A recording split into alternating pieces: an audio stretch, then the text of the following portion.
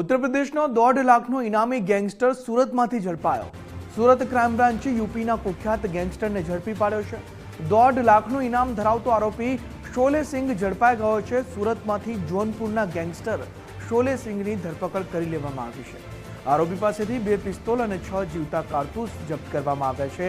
Gangster Sholay Singh પર UP પોલીસે ઇનામ જાહેર કર્યું હતું। આરોપી સામે યુપીમાં હત્યાની કોશિશ અને ખંડણીના 5 ગુના નોંધાયેલા છે।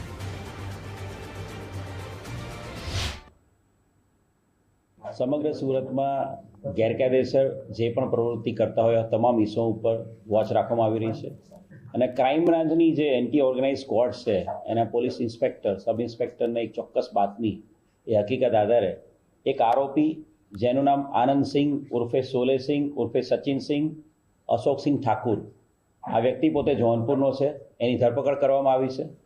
આનંદ સિંહના કબજામાંથી 2 પિસ્ટલ અને 6 જીવતા રાઉન્ડ મળેલા છે। આનંદ સિંહની વધુ પૂછપરછ કરતા આ આનંદ સિંહ એ જોનપુરની સોલે ગેંગનો મુખ્ય આરોપી છે। આ સોલે ગેંગ આ આનંદ સિંઘે બનાવેલી છે। આનંદ સિંહ એ પોતાનું નામ પણ આનંદ સિંહ ઉર્ફે સોલે સિંહ તરીકે ઓળખાવે છે।